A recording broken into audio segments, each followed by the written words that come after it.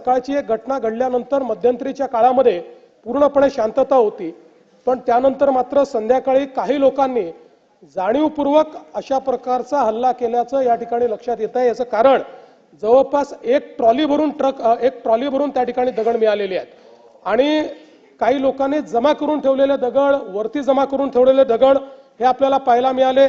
शस्त्र असे देखील मोठ्या प्रमाणात त्या ठिकाणी होते, ते शस्त्र जप्त करण्यात आलेले आहेत। वाहनांची जाळपोळ त्या ठिकाणी झालेली आहे आणि ठरवून काही ठराविक घरांना, काही ठराविक आस्थापनांना त्या ठिकाणी लक्ष्य करण्यात आलेलं आहे। 3 डीसीपी लेवलचे लोक या ठिकाणी जखमी झालेले आहेत आणि जसं मी सांगितलं की यातल्या एका डीसीपीवर तर थेट कुऱ्हाडीने वार हा त्या ठिकाणी करण्यात आलेला आहे। त्यामुळे निश्चितपणे याच्यामध्ये काही ना काही एक प्रकारे काही लोकांचा सुनियोजित पॅटर्न हा देखील त्या ठिकाणी दिसतो आहे। अशा लोकांना त्या ठिकाणी त्यांच्यावर कारवाई ही केलीच जाईल। कुठल्याही परिस्थितीमध्ये कायदा आणि सुव्यवस्था हाती घेण्याची कोणालाही परवानगी या ठिकाणी देण्यात येणार नाही।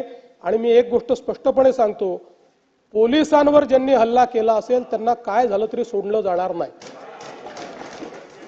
पोलिसांवरचा हल्ला सहन केला जाणार नाही। पोलीस शांतता प्रस्थापित करत होते, अशा वेळी पोलिसांवर केलेला हल्ला अतिशय चुकीचा आहे।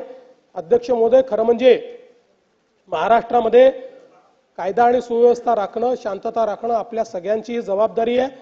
मी नागपुरातली जनता असेल, महाराष्ट्रातली जनता असेल, या सर्व जनतेला ही विनंती करू इच्छितो की सर्व समाजांचे धार्मिक सण हे या कालावधीमध्ये चाललेले आहेत।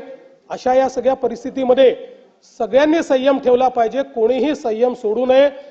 आपल्याला कायदा आणि सुव्यवस्था आणि शांतता कशी राखता येईल, एकमेकाच्या प्रति आदरभाव कसा राखता येईल, अशा प्रकारचा प्रयत्न हा सर्वांनी करावा, अशा प्रकारची या निमित्ताने मी अपील करतो।